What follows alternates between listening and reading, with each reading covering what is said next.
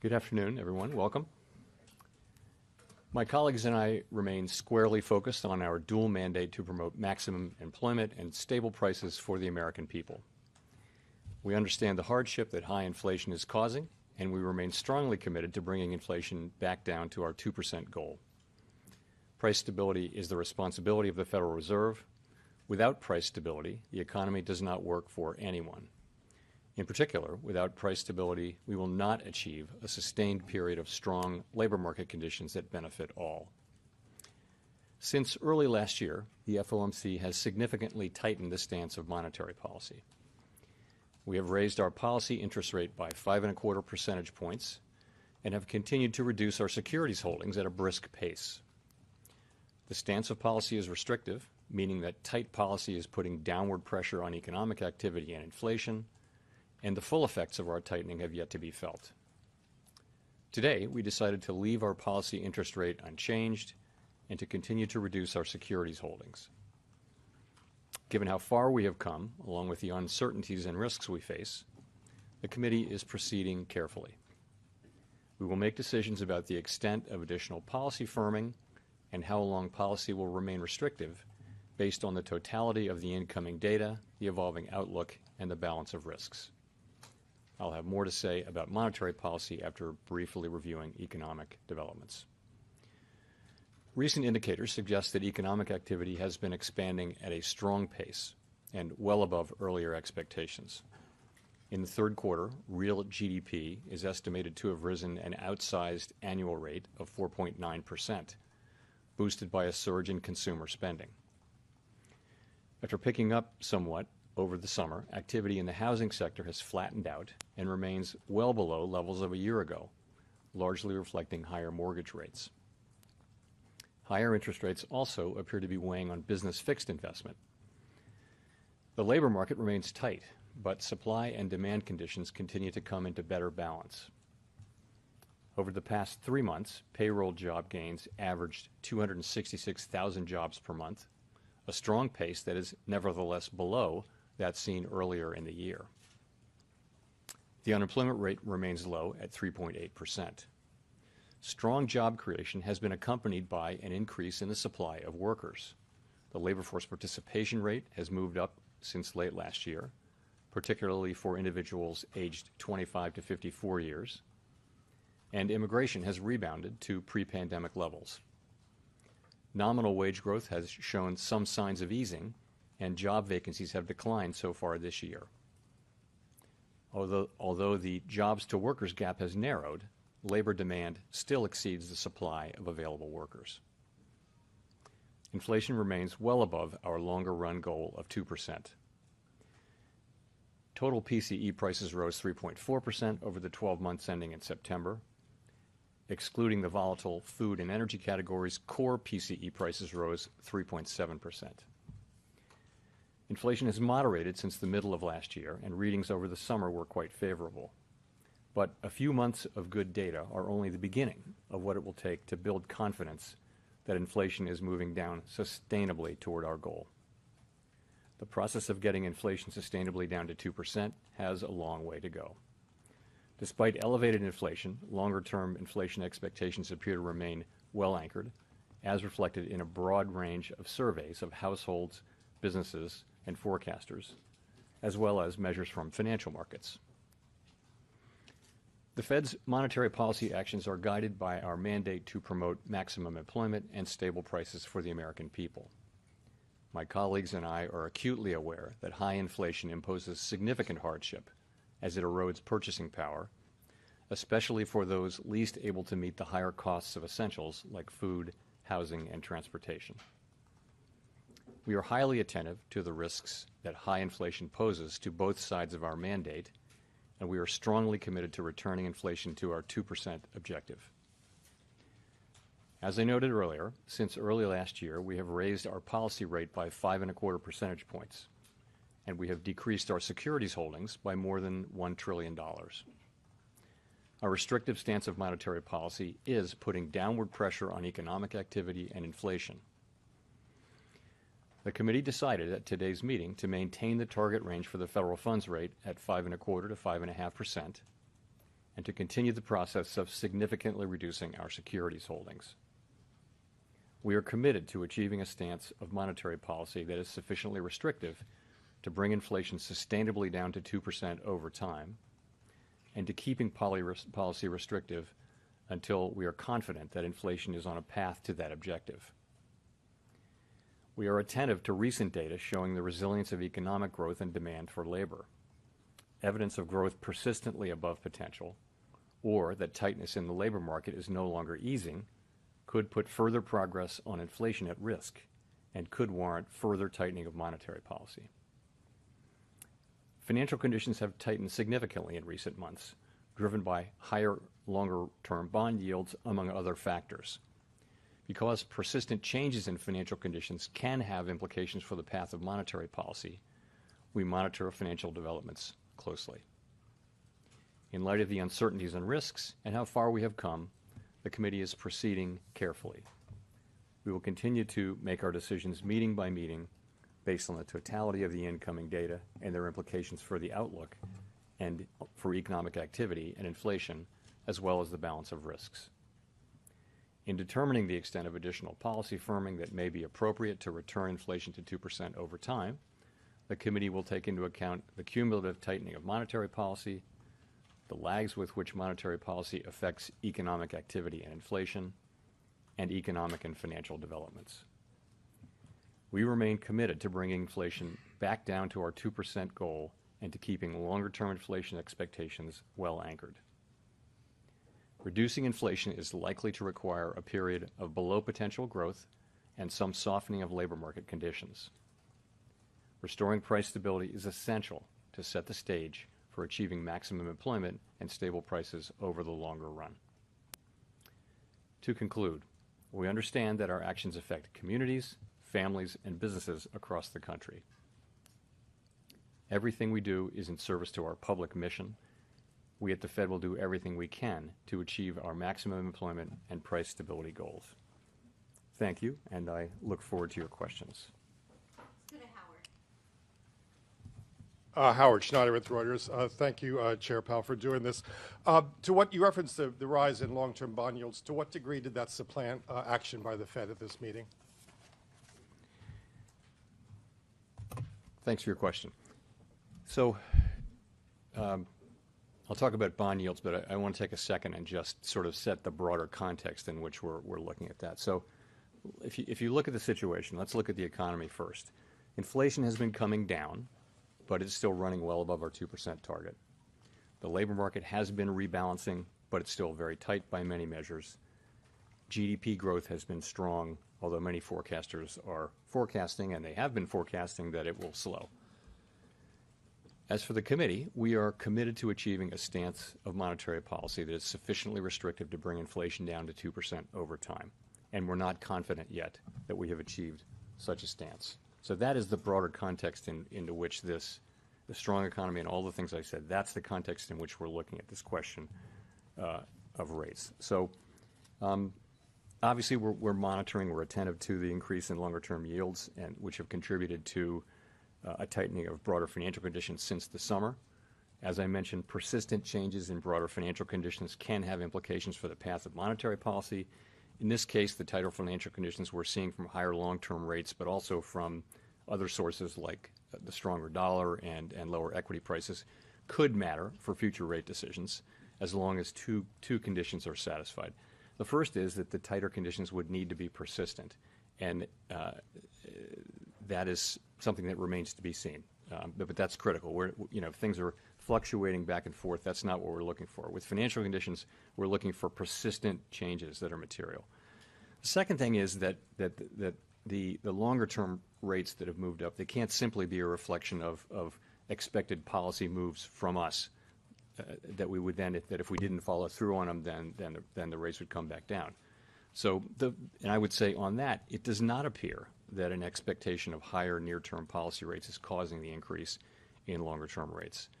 So, in the meantime, though, perhaps the most important thing is that these higher Treasury yields are showing through to higher borrowing costs for households and businesses, and those higher costs are going to weigh on economic activity to the extent this tightening persists. And the mind's eye goes to the 8%, near 8% mortgage rate, which could have, pretty significant effect on housing. So that's how I would answer your question. Just as a quick follow-on to be clear on this, in your opening statement and just now, you seem to imply that you are not yet confident that financial conditions are restrictive enough to finish the fight. Is that true? Yes, that's exactly right. To say it a different way, we haven't made any decisions about future meetings. We have not made a determination, and I will say that we're not confident at this time that we've reached such a stance. We're not confident that we haven't. We're not confident that we have. And that is the way we're going to be going into these future meetings, is to be, just determining the extent of any additional further policy tightening that may be appropriate to return inflation to 2% over time.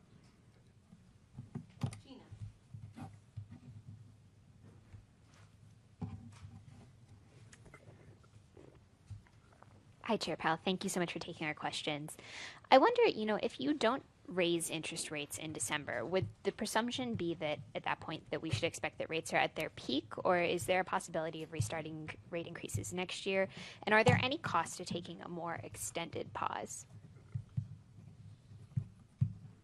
So let me start by saying we haven't made a decision about September. You're asking a hypothetical there, but we're going into this December meeting. We'll get, as you know, 2 more inflation readings, 2 more labor market readings, some data on economic activity, and so we'll be taking, and also the broader situation, the broader financial conditions situation, and the broader world situation. We'll be looking at all those things as we make a decision in December. We haven't made that decision. I would say, though, that the idea that the idea that you would be difficult to raise again after stopping for a meeting or two is just not right. I mean, the committee will always do what it thinks is appropriate at the time. And again, we haven't made any decisions at all about December. We didn't talk about making a decision in December today. Really, it was a decision for this meeting and understanding broader things.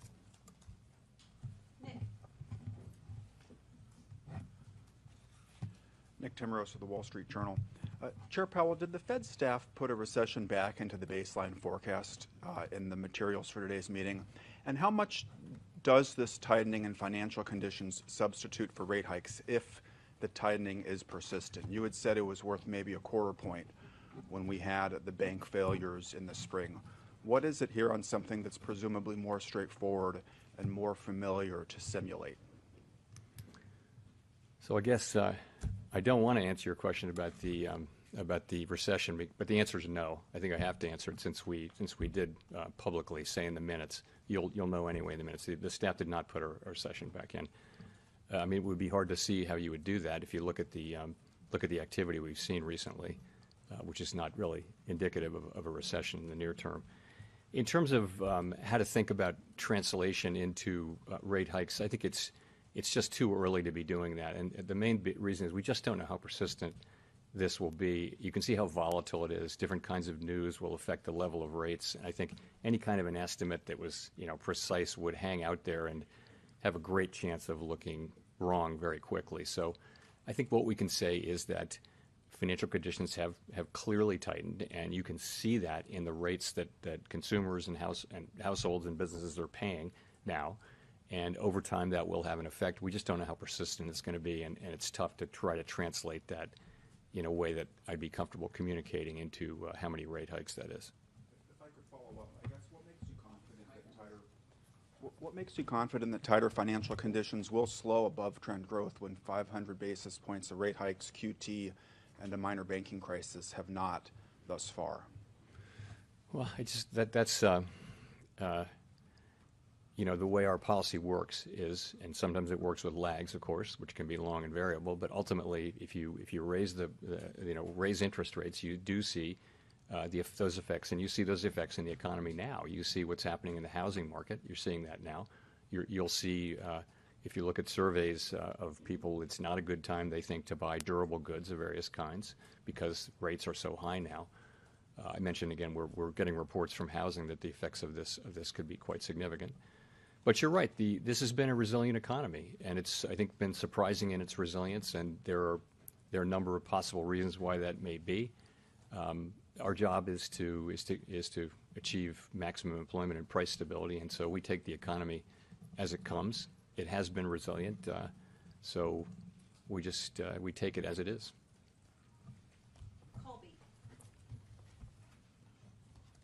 Thank you. Colby Smith with the Financial Times. In terms of the thresholds that you've laid out of what could warrant further tightening, the additional evidence of persistently above trend growth or some kind of reversal in the recent easing of labor market tightness, that seems to suggest something more powerful than just one more quarter point rate hike would be necessary. And I'm just curious if that's how the committee sees it. So we've identified those factors. Those are not meant to be the only factors or a specific test that we're going to be applying with some metrics behind it. Really, we're going to be looking at the broader picture, and what's happening with our progress toward the 2% inflation goal. Is the labor market continuing to broadly cool off and achieve a better balance? We'll be looking at that.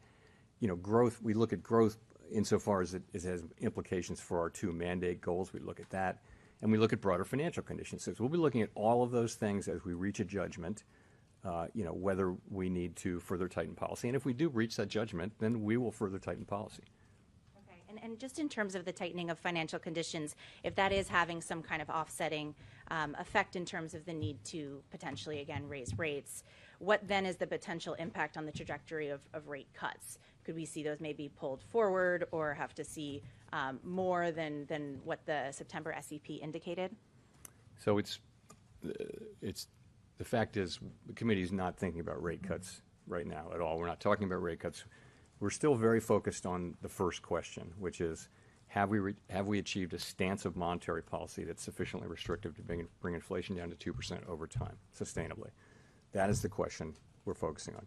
The next question, as you know, will be for how long will we remain restrictive? Will policy remain restrictive? And what we said there is that we'll keep policy restrictive until we're confident that inflation is on a sustainable path down to 2%. That'll be the next question. But honestly, right now, we're really tightly focused on the first question. The question of rates cuts just doesn't come up because I think it's so important to get that first question, as close to right as you can.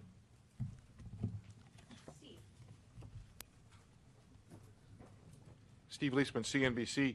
Mr. Chairman, I guess I had assumed that there was a tightening bias in the committee. You say in the statement you're looking to assess the appropriate stance of monetary policy, the extent to which you may need to hike additionally.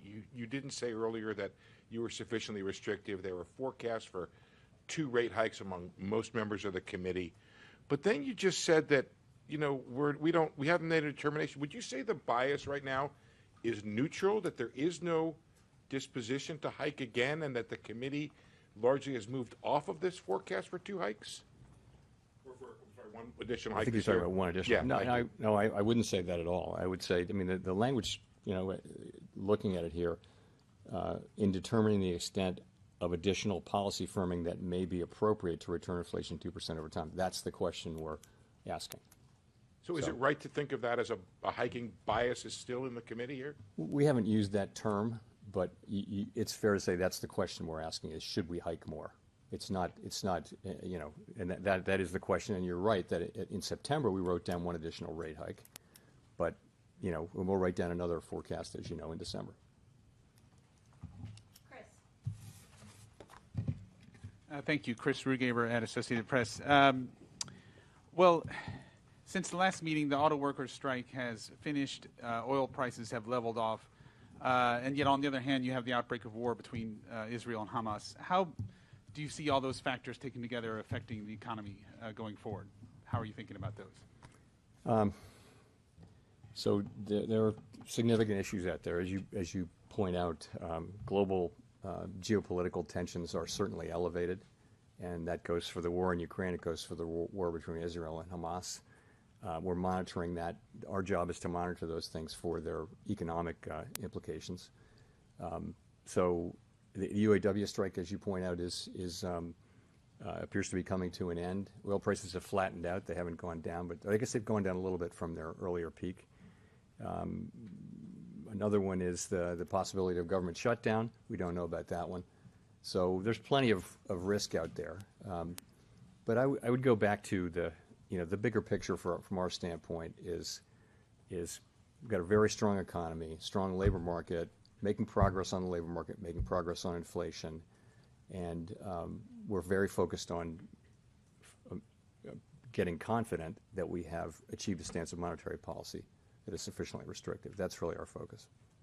Great. And just one quick thing. You last month had gone to York, Pennsylvania, where you talked to a lot of, last month, where you talked to a lot of small business owners. Just curious, what sentiments did you hear from them, or what did you picked up on, and was there anything that surprised you the most in terms of what they talked about? I wouldn't say I was terribly surprised. I was very impressed by York as a town with a real strategy, and I would say it's very impressive what the people there have put together in the face of some difficult longer run trends about offshoring of manufacturing and that kind of thing. They've done a great job as a city, I think. What you hear is consistent there, which is people are really suffering under high inflation. You were there. We talked to some people who, were feeling that in their businesses, and other people who were feeling it in their home lives as well. It's painful for people, particularly people who don't have a lot of extra financial resources, who are spending most of their income on the essentials of life. So we know that wasn't new, but that did come through very clearly in the conversations we had in New York. And I walked away from that even, just thinking that we really the best thing we can do for the U.S. is to restore price stability. Fully restore price stability and not fail in that task, and do it as quickly as possible, but also with the least damage we can. Rachel.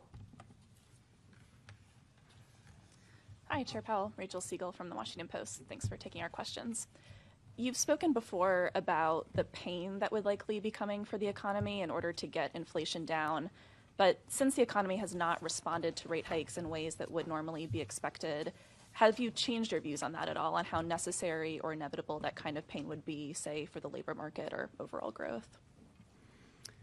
Well, I think everyone has been very gratified to see that we've been able to achieve, pretty significant progress on inflation without seeing the kind of increase in unemployment that has been very typical of rate hiking cycles like this one. So that's a historically unusual and very welcome result. And the same is true of growth. We've been saying that we need to see below potential growth, and growth has been strong, but yet we're still seeing this. I still believe, and my colleagues, for the most part, I think still believe that it is likely to be true. It is still likely to be true, not a certainty, but likely that we will need to see some slower growth and some softening in the labor market conditions to get to fully restore price stability. So, but it's only a good thing that we haven't seen, and I think we know why. Since we lifted off, we have understood that there are really two processes at work here. One of which is the unwinding of the distortions to both supply and demand from the pandemic and the response to the pandemic, and the other is restrictive monetary policy, which is moderating demand and giving the supply side time to recover, time and space to recover. So you see those two forces now working together to bring down inflation. But it's that first one can bring down inflation without the need for higher unemployment or slower growth. It's supply side improvements like shortages and bottlenecks and that kind of thing going away. It's getting a significant increase in the size of the labor market now, both from labor force participation and from immigration. That's a big supply side, gain that is really helping the economy, and it's part of why GDP is so high, is because we're getting that supply. So we welcome that, but I think those things will run their course, and we're probably still going to be left. We think, and I think, we'll still be left with some ground to cover to get back to full price stability, and that's where monetary policy and what we do with demand is still going to be important. I'm curious against that backdrop, if you've gotten any clarity on lags, if you have an economy that's been so resilient to high rate increases, does that suggest to you that there isn't necessarily this huge wave of tightening that's still coming through the pipeline and that it may have already come into effect? I continue to think it's very hard to say. So it's been 1 year at this meeting. 1 year ago, this was the fourth of our 75 basis points hikes. So that's a full year since then. I think we are seeing the effects of all the hiking we did last year, and this year we're seeing it. It's very hard to know exactly what that might be. But you can, for example, an example of where you wouldn't have felt this yet is debt that had been termed out.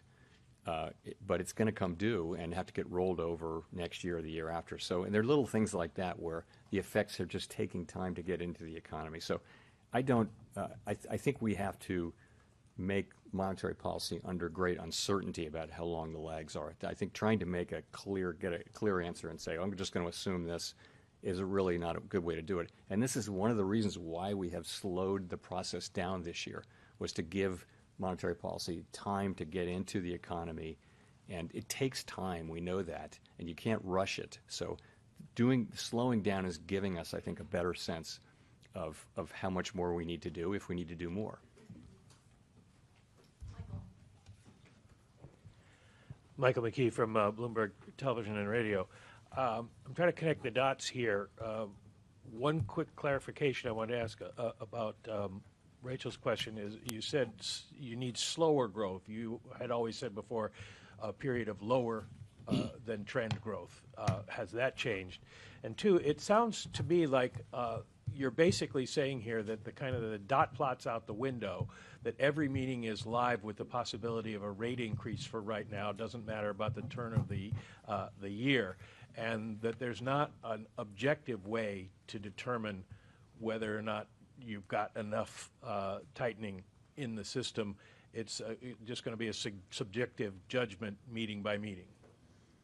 Well, so let's talk about the dot plot first. So the dot plot is a picture in time of what the people in the committee thinks is likely to be appropriate monetary policy in light of their own personal economic forecast. In principle, when things change, that's not like a plan that anybody's agreed to or that we will do. That's a forecast that would change, for example. I mean, many things could change that would cause people to say, I wouldn't write down that dot, 6 weeks later. Think of the number of things that could change your mind on that. So I think the efficacy of the dot plot probably decays over the 3-month period between that meeting and the next meeting. But nonetheless, it's out there, and we do personally update our forecast, but we don't formally update the dot plot. So, I think we try to be as transparent as we can about the way we're thinking about these things. We're laying out there our thinking, and as we approach the meeting, we'll all be, my colleagues and I will be talking about how we're processing that data. In terms of, we're not really changing the way, in terms of growth, what I said was below potential. So what you have here recently is growth that is temporarily, potential growth is elevated for a year or two right now over its trend level. So the right way to think about it is what's potential growth this year. People think trend growth over a long period of time is a little bit less than 2%, or I would say just around 2%. But what we've had is with the improvement in the size of the labor force, as I mentioned, through both participation and immigration, and with the better functioning in the labor market, and with the unwinding of the supply chain and shortages and those kinds of things, you're seeing actually elevated potential growth. There's catch-up growth that can happen in potential. And that means that if you could be growing at 2% this year and still be growing below the increase in the potential output of the economy. I hope that's clear. That's really what's going on. That's why I would say it as below potential. But if you could clarify what I asked about the meeting by meeting, are we essentially now supposed to assume that it's a meeting by meeting, live meeting with a chance of a rate increase that will be decided on subjective criteria rather than objective at each meeting? I don't know that I want to just accept anybody's characterization of it. I'll tell you how we're doing this. So we're going meeting by meeting. We're asking ourselves whether we've achieved a stance of policy that is sufficiently restrictive to bring inflation down to 2% over time. That's the question we're asking. We're looking at the full range of economic data, including financial conditions and all of those things that we look at. And then we've come very far with this rate hiking cycle, very far. And you saw the spread at the September meeting of, it's a relatively small spread of, people think 1 or 2 additional hikes. So you're close to the end of the cycle. that was an impression as of a belief as of September. It's not a promise or a plan of the future. And so we're going into these meetings one by one. We're looking at the data. As I mentioned, we're also, we're being careful. We're proceeding carefully because we can proceed carefully at this time. Monetary policy is restrictive. We see its effects, particularly in interest-sensitive spending and other channels. So that's how I think about it. Neil. Thanks. Hi, Chair Powell. Neil Irwin with Axios. In light of the run-up in long-term yields we've seen the last several weeks, have you given any consideration to the pace of your asset runoff program? And if there were a judgment that the higher term premium was endangering the dual mandate goals, would that be reason to think about slowing or suspending QT, or should we think of that as more of a technical question around reserves? So committee is not considering changing the pace of balance sheet runoff. It's not something we're talking about or considering. And I know there are many candidate explanations for why rates have been going up, and QT is certainly on that list. It may be playing a relatively small effect, although I would say at $3.3 trillion in reserves, it's not. I think it's hard to make a case that reserves are even close to scarce at this point. So that's not something that we're looking at right now. Victoria. Hi, Victoria Guido with Politico. I wanted to ask about the Basel III endgame capital proposal. You've gotten a lot of pushback from people on different aspects of the proposal, and you yourself expressed some reservations. And I'm just curious, could you accept finalizing that proposal without significant changes? So that proposal is out for comment, and we expect a lot of comment. We won't get those comments until the end of, until well into next year. We've extended the deadline. And we'll take them seriously. We'll read them. I'll say what I do expect is that we will come to we're a consensus-driven organization. We'll come to a package that has broad support on the board. So does broad support mean more support than the proposal had? It means broad support.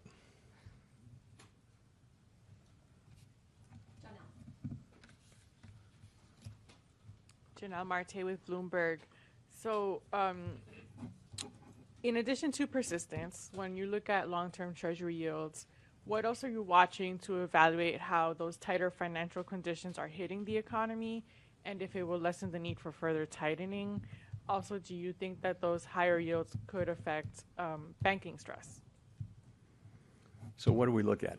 We look at a very wide range of financial conditions. And in fact, as you'll know, different organizations publish different financial conditions indexes, which can have 7 or 8 variables, or they can have 100 variables. So there's a very rich environment, and we tend to look at a few of them. I'm not going to give you the names, but there are a few of the common ones that people look at, and so they're looking at things like the level of the dollar, the level of equity prices, the level of rates, the credit spreads. Sometimes they're pulling in credit availability and things like that. So it isn't any one thing. We would never look at, for example, long-term treasury rates in isolation, nor will we ignore them. But we would look at them as part of a broader picture, and they do play a role, of course, in many of the major standard financial condition indexes. Your second question was? Banking stress. So it's something we're watching. As you know, we did have, there were issues with interest rate risk and also, funding uninsured deposits in the things we went through in March and thereafter. And so we've been working a lot with financial institutions to make sure that they have good funding plans and that they have a plan for how to deal with the kind of portfolio unrealized losses that they have. We do think the banking system is quite resilient. We had a handful of bank failures, but so that's what we're out there doing, and we don't have any reason to think that these rate hikes are materially changing that picture, which is one of a strong banking system and one where there's a strong focus by banks and by supervisors on liquidity, on funding, and those sorts of things.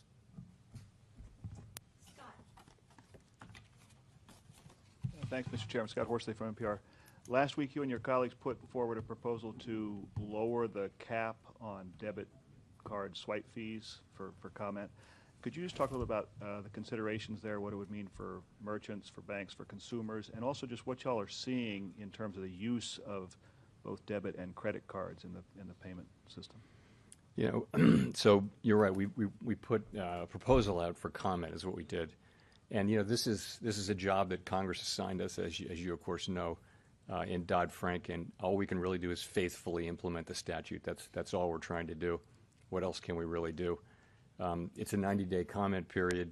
We typically don't comment on these things once they're out for comment, and we do hope that stakeholders, and we know that they will use this opportunity to express their views. They haven't been shy about that. So that's critical, and that's what I can say about that now. Thank you. Thanks, Chair. Edward Lawrence with Fox Business. So over the last 3 months, the year-over-year PCE inflation was at 3.4%, core well over 3%. You've said in the past 2% remains the Federal Reserve target, but with no rate increase today, how long would you be okay then with a 3% or 3% plus overall inflation? You know, the progress is probably going to come in lumps and be bumpy, but we're making progress. You know, I think the core PCE came down by almost 60 basis points in the third quarter. So the best thing I could point you to would be the September SEP, where you know the expectation was that inflation by the end of next year on a 12-month trailing basis would be well into the twos, and the year after that further into the twos. So that's if you look historically, that's sort of consistent with the way inflation comes down. It does take some time, and as you get as you get further and further from those highs, it may actually take longer time. But the good news is we're making progress, and monetary policy is restrictive, and we feel like we're on a path to make more progress, and it's essential that we do. Well, you've said in the past that doing too little on interest rates could take years to fix, but the cost of doing too much could be easily fixed. How robust was the debate about this pause on the doing too little side? That's always the question we're asking ourselves, and we know that if we fail to restore price stability, the risk is that expectations of higher inflation get entrenched in the economy, and we know that that's really bad for people. Inflation will be both higher and more volatile. That's a prescription for misery, and so we're really committed to not letting that happen. You know, for the first year or so of our tightening cycle, the risk was all on the side of not doing enough. We've come far enough that the risks have gotten more two-sided. You can't identify that with a lot of precision, but it does feel like the risks are more two-sided now. But we're committed to getting inflation back down to our target over time, and we will.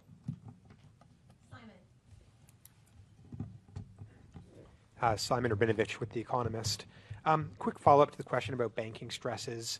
You talked about how the banking system is resilient. Of course, part of the resilience of the past year stems from the bank term funding program that you launched in March. Given that bond prices have not recovered, that unrealized losses are probably mounting, how likely is it that you might have to extend that program in March next year? Good question. We haven't really been thinking about that yet. It's November 1, and that's a decision we'll be making in the first quarter of next year. Okay. Sorry, quick separate question about inflation expectations. The Michigan Sentiment Survey showed a big jump in one-year ahead inflation expectations last month from 3.2 to 4.2. Last year, you said that particular survey was a really decisive factor in one of your rate hike decisions. If it stays elevated next time around, how big of an input will that be into your December thinking? Yeah, we look at a range of things. I think the UM thing got blown out of proportion a little bit. It was actually a preliminary estimate that got revised away, and I said it was preliminary but that didn't get picked up. So we look at many things, and so really look across the broad array of surveys and also market-based estimates, and we do that really carefully at every meeting and between meetings. And it's just clear that inflation expectations are in a good place. The public does believe that inflation will get back down to 2% over time, and it will. They're right. So, and there's no real crack in that armor. You can always find one reading that is a little bit out of whack, but honestly, the bulk of them are just very clear that the public believes that inflation will come down, and that's, of course, we believe that's critical in winning the battle. Hi, Chair Powell. Megan Casella with Barron's. Thanks for taking our questions. I wanted to see if you could talk about the neutral rate. You mentioned today that you're still debating whether rates are sufficiently restrictive, and you've recently said that evidence is suggesting policy is not too tight right now. So I was curious if you could elaborate on that at all and whether that means the neutral rate, in your view, has risen. Yeah. So first thing to say is that it's very important. It's a very important variable in the way we think about monetary policy, but you can't identify it with any precision in real time, and we know that. So you have to just take that. You have to take your estimate of it with a grain of salt. What we know now is, within a range of estimates of the neutral rate, policy is restrictive, and it's therefore putting downward pressure on economic activity, hiring, and inflation. So we do talk about this. There's not any debate or attempt to sort of agree as a group on whether our star has moved or not. Some people think it has. Some people haven't said that don't think it has. Ultimately, it's unknowable, and so really, again, what we're focused on is looking at the data and giving ourselves a little more time now to look carefully at the data by being careful in our moves. Does it feel like monetary policy is restrictive enough to bring inflation down to 2% over time? That's the question we're asking ourselves. I think years from now, economists will be revising their estimates of R star as it existed on November 1, 2023.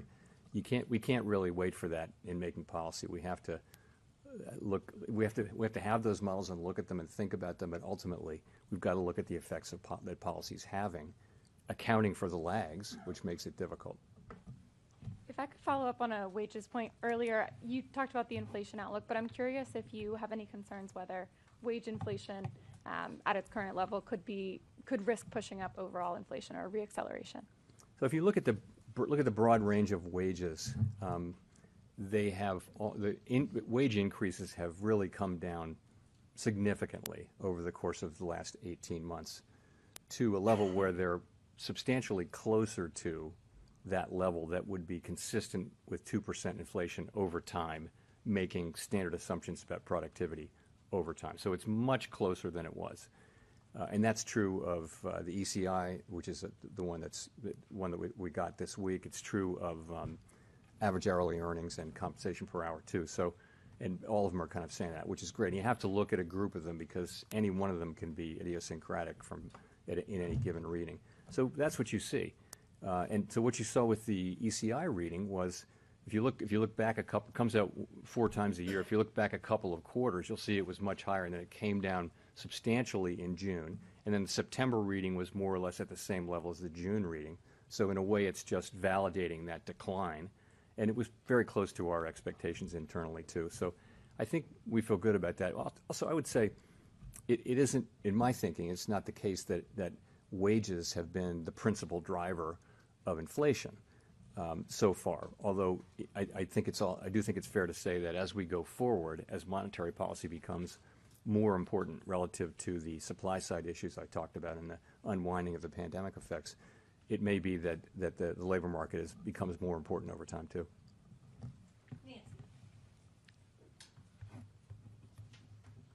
Hi, Nancy Marshall-Genzer with Marketplace.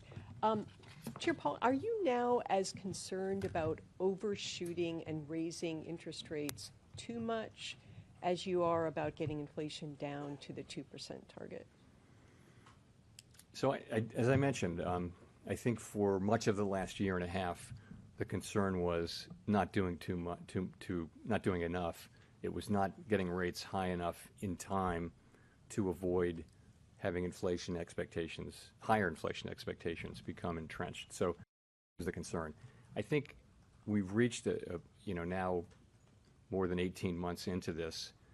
You can see by the fact that we have slowed down, although that we're still trying to gain confidence in in what the appropriate stance is. But you can see that we think, and I think, that the risks are getting more balanced. I'll just say that. They're getting more balanced. The risk of doing too much versus the risk of doing too little are getting more closer to balance, because policy is I think clearly restrictive at 5.25% to 5.5%. That range, if you take off a mainstream estimate of the expected inflation, take 1 year inflation, you're going to see a real policy rate that is, well above mainstream estimates of a neutral policy rate. Now that's arithmetic. It doesn't really. What the proof is really in how the economy reacts. But I would say that we're in a place where those risks are getting closer to being in balance. And you said the proof is how the economy reacts. What are you looking at to be sure you're not overshooting? Well, I think what we're looking at is, is inflation still broadly cooling? Is it sort of validating the path we saw over the summer, where inflation was clearly cooling and coming down? Now, we've seen periods like that before, and there hasn't been follow through. The data have bounced back. So what are we seeing? Are we seeing, is inflation still coming down? So that's the first thing. Second thing is, in the labor market, what we've seen is a very positive rebalancing of supply and demand, partly through just much more supply coming online, and with labor demand still clearly remaining very strong. When you have the kind of job growth we've had over the last quarter, it's still very strong demand. So, and you see wage increases coming down, as we discussed, but coming down, in a kind of gradual way. I think we want to see that whole set of processes continue.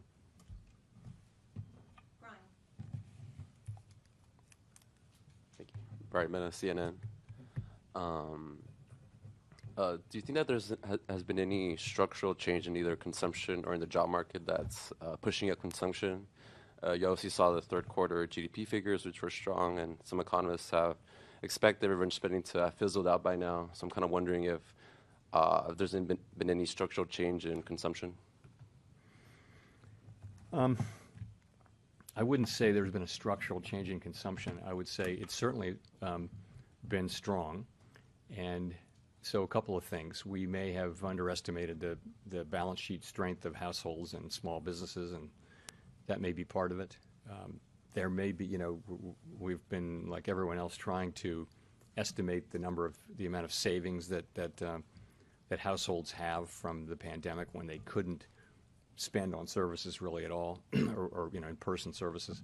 And, there can still be more of that than we think, although at a certain point we're going to be getting back to pre-pandemic levels of savings. We may not be there yet. So clearly people are still spending.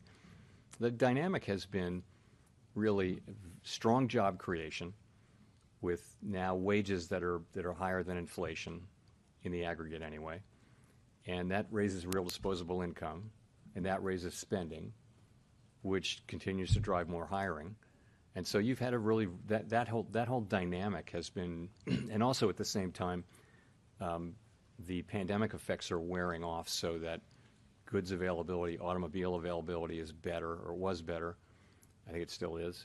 And from a business standpoint, there are more people to hire, and there's more labor supply. So the whole thing has led to more growth, more spending, and that kind of thing. And it's been good. And the thing is, we've been achieving progress on inflation in the middle of this. So it's been a dynamic. The question is, how long can that continue? And I just think the existence of this second set of factors at this time, which is the unwinding of the pandemic effects, that's what makes this cycle unique, I think. And we're still learning. That took longer for that process to begin than we thought, and we're still learning about how it plays out. That's all we can do. So to Daniel for the last question. Thank you, Chair Powell. Daniel Avis from Agence France-Presse. Just a quick question following up on an earlier one. With regards to the Israel-Hamas conflict, the Fed's financial stability report said the Israel-Hamas conflict and the conflict in Ukraine pose important risks to global economic activity, including the possibility of sustained disruptions to regional trade in food, energy, and other commodities. You've had organizations like the World Bank warning of a possible surge in oil prices if the war spreads to other countries in the region. I'm just wondering how the Fed is monitoring these developments in the Middle East. You mentioned they are, and just what the potential economic impact could be if the conflict does spread to other countries in the region. Thank you. I wouldn't want to speculate too much, but I'll just say, so, really the question there is, does the war spread more widely, and does it start to do things like affect oil prices in particular, since this is the Middle East we're talking about? The price of oil has really not reacted very much so far to this. As the Fed, as the Federal Open Market Committee, our job is really to understand the economy and the economic effects. And it isn't clear at this point that the conflict in the Middle East is on track to have significant economic effects. That doesn't mean it isn't incredibly important and something for people to take really important notice of. But it may or may not turn out to be something that matters for the Federal Open Market Committee as an economic body. But what the Financial Stability Report does is it calls out risks, and that's what it's doing, is calling out a risk of that. And the war in Ukraine, the same. War in Ukraine, did have immediately very significant macroeconomic implications because of the connection to commodities. So, thank you. Thank you. Thanks very much.